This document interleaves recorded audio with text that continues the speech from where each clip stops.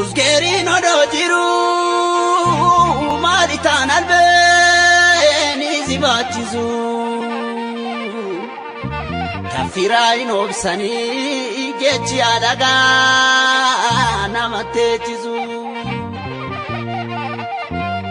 Hinkabna dabona lave gotati intani jarrame Ufuma taimbula jirachuk jede singanu harme Singorjar kabita opone sake mirga kabaji Amadu fansi basu tumaga nama dubadaf jaji Jabsawara sanida Gol Statu akkam ya farda Gol Altu sirra fokkisa gurba Gol Ittisa gari sanyita addasaadha Gol Gadaan Seenaa barreessuudhaaf akkasumaan lafa kaanii yoonan barreessa jedhan baay'ee nama rakkisaa qorannoo gahaa qoratanii dhugaa seenaan dubbatu baasuun waan nama dirqisiisuufi yeroo baay'ee seenaa namaa barreessuuf jedheen maalirraa jalqabeen maalirratti fixaa kan jedhu sodaadheen itti dhiisaa sodaan ammoo seenaa namaa dhugaa barreessuu waan nama hin dhorkineef qorannoorraa qorannoon guddataa kitaabarraa kitaabni fudhatama waan ta'eef kunoo seenaa goota gaggabaa badhaadha Dilgaasaa hambaa keenya jaatanii har'aatiin isiniif seenessuuf filadheera seenaan kun seenaa guutuu badhaadha Dilgaasaa ta'uu baatullee seenaan isaa kunooti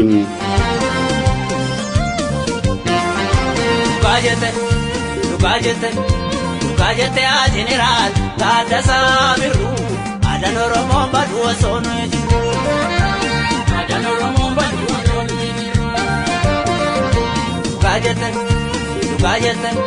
Dugajete a general Taaddasaa Birruu Aadaan Oromoo baduu osoo nu jiru Magaalaa Fiichee waggaa tokkoo fi walakkaafan jiraadhe yeroon salaale ture sanatti seenaa gootota Oromoo bebbeekamoo hedduu yaafachuudhaaf yookaan ammoo qorachuudhaaf yaaleera fakkeenyaaf waa'ee jeneraal Taaddasaa Birruu Hayilamaariyaam Gammadaa Agarii Tulluu fi kanneen biroo jechuudhaan marsaariitii hawaasaa irratti kan barreesse maxxanse gaazexeessaa Olaansaa Waaqumaati akka gaazexeessaa Olaansaa Waaqumaa barreessetti qorannoo isaa sana keessatti garuu waanan durbee kurraa kan hafe baay'ees miti waan haaraas hin dhageenye jedha kana jechuun garuu qorannoon gootota Tuulamaa kunneenii qoratames barreeffames dhumeera jechuu osoo hin taane tooftaan qorannoo isaatu wal fakkaatee yookaan immoo qorannootu qorannoorraa yookaanis kitaabatu kitaabarraa akkuma jirutti garagalfame jechuudha. Uzgerin odo jiru malitan albeni zibachizu Tafirain obsani gechi adaga namatechizu Hinkabna dabona lave gotati intani jarrame Ufuma taimbula jirachuk jede singanu harme Singorjar kabita opone sake mirga kabaji Amadu fansi basu tumaga nama dubadaf jaji Jabsawara sanida Gol Statu akkam ya farda Gol Altu sirra fokkisa gurba Gol Ittisa gari sanyita addasaadha Gol Gadaan Salaaletti namni akka badhaadha Dilgaasaa seenaan isaa namoota hedduun himamuu fi gootummaan isaa sirbaan leellifamuu yoo Agarii Tulluu fi Asaffaa Shaaroo Lammii malee hin jiru Oromoonni Tuulamaa yeroo badhaadha jedhanii waaman baay'een dhaga'amu maqaa masootiin isa waamu gariin badhoo warri kaan immoo miitee jedhanii isa masifatu seenaan badhaadha Dilgaasaa baay'een isaanii nama ajaa'ibsiisu gariin isaanii immoo nama dinqu kaan isaanii nama onneessu warri kaan immoo qabsoo gootummaa fi oromummaa nama barsiisu. Tooftaa qabsoo addunyaa keessatti warri walitti qabsaan yeroo baay'ee maqaa walii yakkuu fi wal xureessuu akkasumas inni tokko isa tokko inni biraa immoo isa biraa yoo tuffatu dhaga'ama. Garuu immoo haala addaatiin warri badhaadha Dilgaasaatti qabsaa turanillee warri badhaadhni koodee isaanii biraa wareegellee osoo nafiin gootummaa isaatiif yoo ragaa ba'an madaalliin gootummaa badhaadha Dilgaasaa ol guddatee qabsaa dhugaa ta'uu isaatiif wabii ta'a. Hooyyaa badhoo koo badhoo caammaan kaskisii calqabumaan haftee atisim. Seera seeraan galcha arametee duruu abbaan kalacha seera seera waama arametee duruu abbaan daama seera seeraan galcha arametee duruu abbaan kalacha seera seera waama arametee duruu abbaan daama. Goota kana yoo maqaan isaa dhaamu ummata Salaalee garaan baduudhaan mataa isaanii asiif achi raasanii hidhii isaanii xuuxaa osoo hin beekin imimmaan ija isaanii keessaa lakkuudhaan gadi dhangala'am. Erga xiqqoo boo'anii aarii isaanii cabsatanii boodammoo ija isaaniitiin bitaaf mirga ilaalanii ofitti ciniinnachaa eela keessa isaanii waadee fuula isaanii irraan gurraacha'ee gadoodhaan baafatanii gootummaa isaa himuudhaaf sagaleen isaanii ni hu'uudhama. Uummanni Salaalee gaafa badhaadha Dilgaasaaf sirbu gaafa faarsuu gaafa gootummaa isaa dhugaa ba'uufiin alatti badhaadha Dilgaasaa maqaa waamee hin beeku. Maqaa basoo isaaf baasee badhoo yookaan mitee jedheetu isa waama. Maalitaan albeeni si baachisu kaffiraa hin obsanii geechi alagaa nama teechisu hin qabna adaabona lafee gootati intan ijaarame ofumaa ta'een bulaa jiraachuuf jedhee sin ganuu harme sin gorsa harka bitaa obboleessa kee mirga kabajii amma dhufaan si baasu tumaa ganamaa dhugaadhaaf jaajii. Cabsa warra saniidha taatu akkamii farda altu sirraa fokkisaa gurba isaa garii sanyii taaddasaadha. Hidhatan raayyaa hidhannoo zinnaaraa isa dhabeen har'a garaan koonaaraan badhaadha Dilgaasaa hidhannoo zinnaaraa jedhamee fi goota sirbameefitu goota Oromoo dacheen tuulamaa Oromiyaadhaaf dhangitee kenniteedha. Mucaan dardarummaan onneen isaa akka bishaan ibiddarraa ol danfu qabu kun eessatti ba'aan isaa koonyaa Salaalee hundatti dhaadheffamullee kaayyoonsaa fi kaayyoon Oromoo osoo galma hin gahin wareegame. Irra deddeebi'ee Oromoon dhiigaa fi lafee ilmaan isheetiin hiree ishii ni murteeffatti. Oromoon biyya isaa keessatti mirga abbaa biyyummaa isaanii mirkaneeffata jedhee uummata isaa kakaasaa kan ture goonni Oromoo badhaadha Dilgaasaan guutuu tuulamaatti maqaan isaa ol ka'ee dhaadheeffameera. Hooyyaa badhoo koo badhoo caammaan kaskisii jalqabumaan haftee atisim jedhamee sirbameeraa fi mararteen dhiiraa badhaanni Dilgaasaa abbaa isaa Dilgaasaa waamii fi haadha isaa addee Geexee badhaaneerraa ebila bara 1956 koonyaa Oromoota tuulamaa Hanaa Yaayyaa Gullallee ganda Buuyyamaa fi Qo'aat Araddaa Qo'aat jedhamutti dhalate. Umurii ganamummaa isaatiin akkuma dargaggoota tuulamaa fi Oromoo kanneen biroo horii eegaa kan guddate badhaadha Dilgaasaa umuruma dargaggummaa isaa irratti illee xiiqaa ilmaatiin. Maalitaan albeeni si baachisu kaffiraa hin obsanii geechi alagaa nama teechisu hin qabna adaabona lafee gootati intan ijaarame ofumaa ta'een bulaa jiraachuuf jedhee sin ganuu harme sin gorsa harka bitaa obboleessa kee mirga kabajii amma dhufaan si baasu tumaa ganamaa dhugaadhaaf jaajii. Cabsa warra saniidha Taatu akkamii farda altu sirraa fokkisaa gurba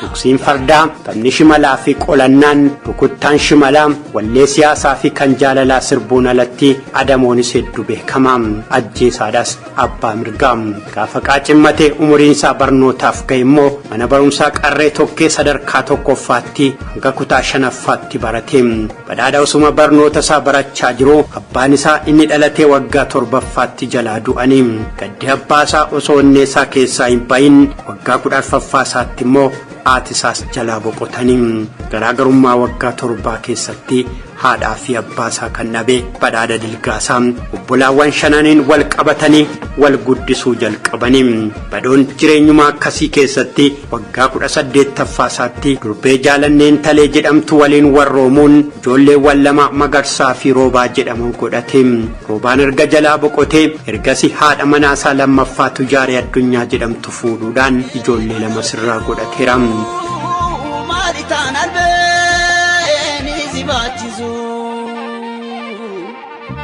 Kafirain obsani gechi adaga namatechizu hinkabna dabona lave gotati intani jarrame ofuma taimbula dirachuk jede singanu harme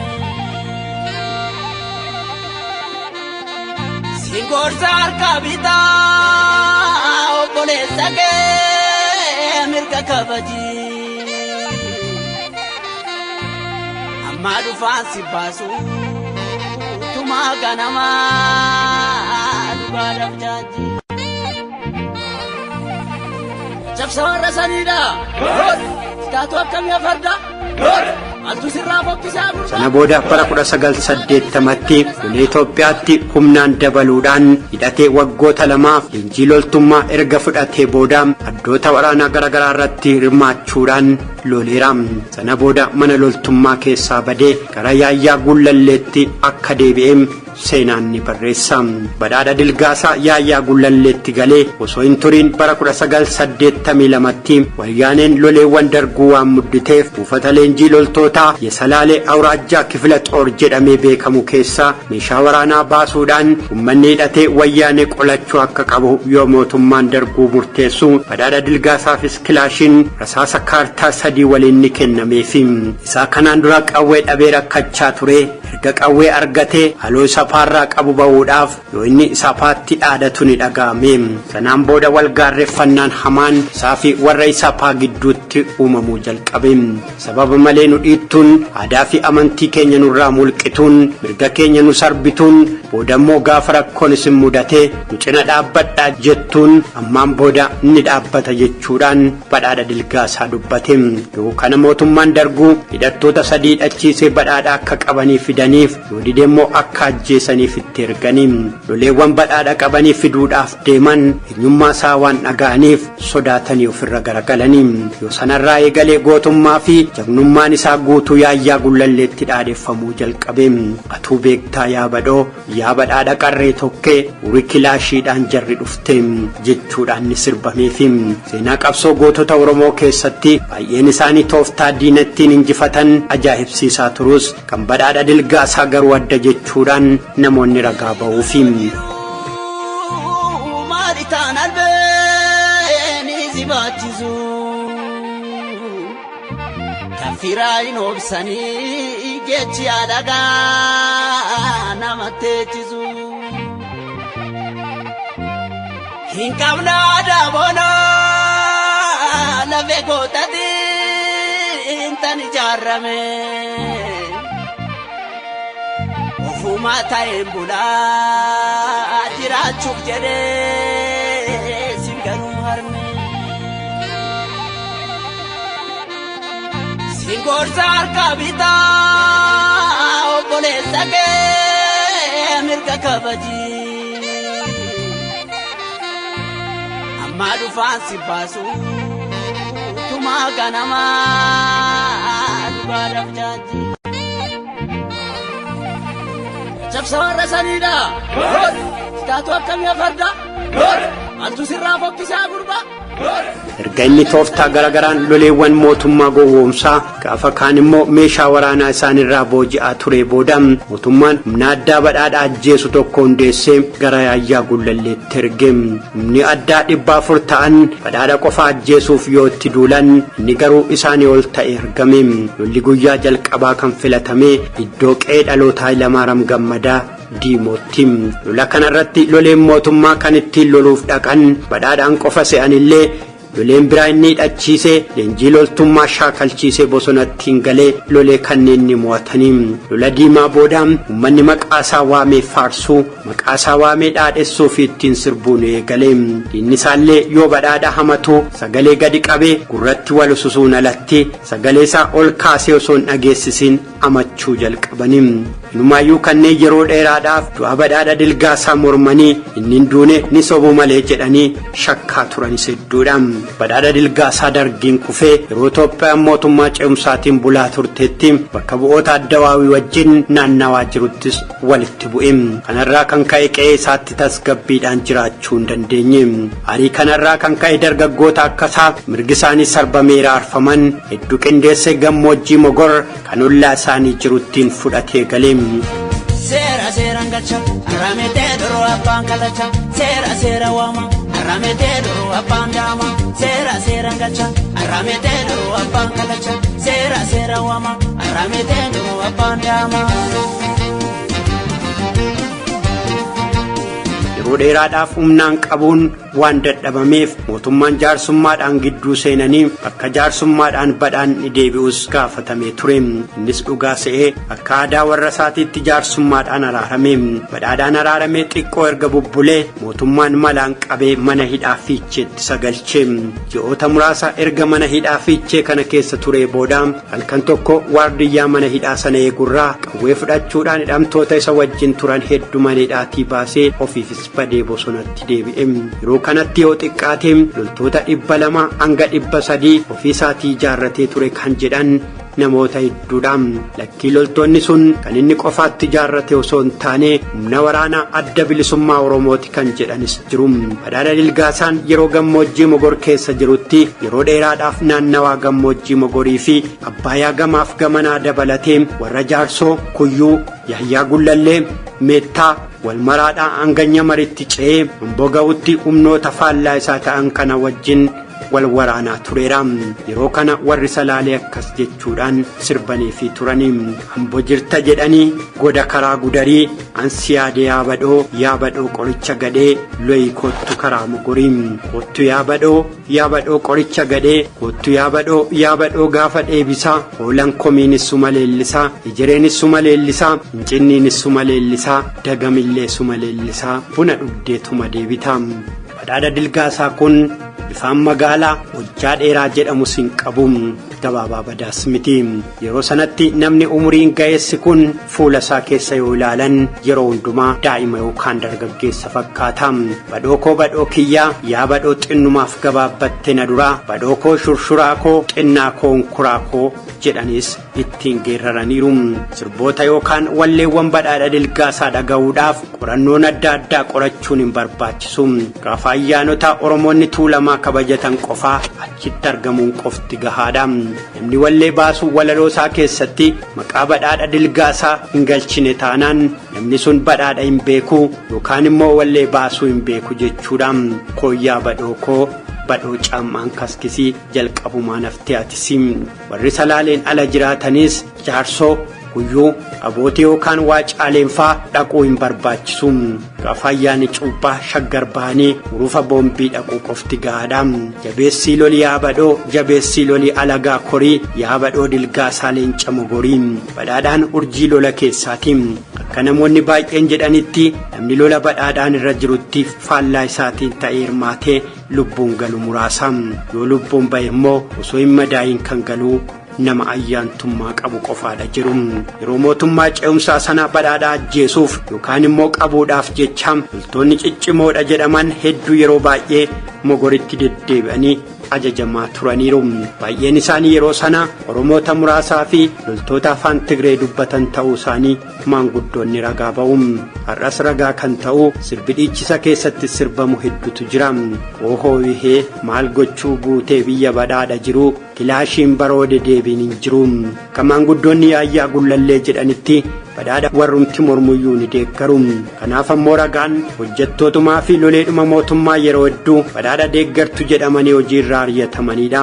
Yaa badhoo qoricha gadhee saawwan baddaa kormi keessa hin jiru.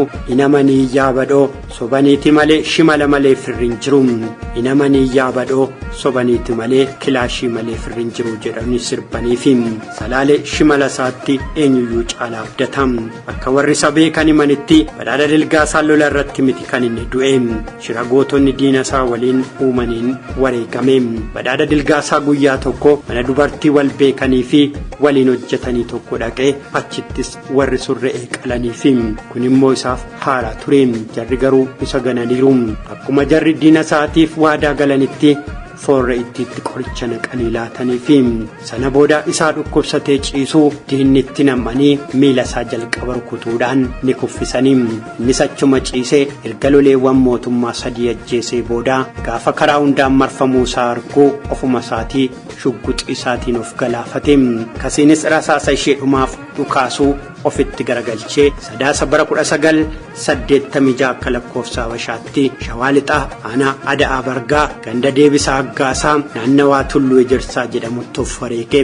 Du'a isaa boodas Salaalee badhaadha Dilgaasaatiif sirboota hedduu sirbeefii jira. Yaa badhaadhaa falli garaa garuu duutee silas maal godhu garuu duuti gootaa kanuma jiru kutaa foyina godhaa yaa badhoo naxalaa kutaa foyina godhaa yeruman si yaadadhu halkanii guyyaa booyi na godhaa. Yaa badhoo kiyya yaa badhoo maal katamaa maashoon boba'uu yaa badhoo kiyya ajjeeftanii nurran deeminaa dhiigni huccuu miti moofa'uu jechuudhaan erga badhaadha Dilgaasaa ofuma isaatii of wareegee booda Oromoonni tuulamaa badhaadha Dilgaasaaf sirbanii. Seenaan goota Oromoo badhaadha Dilgaasaa kana qofaa miti. Ani garuu seenessa go'arraa asumatti xumureera. Kajete a general Taaddasaa Birruu Aadaan Oromoo baduu osoo nu jiru. Aadaan Oromoo baduu osoo nu jiru. Kajete a general Taaddasaa Birruu Aadaan Oromoo baduu osoo nu jiru.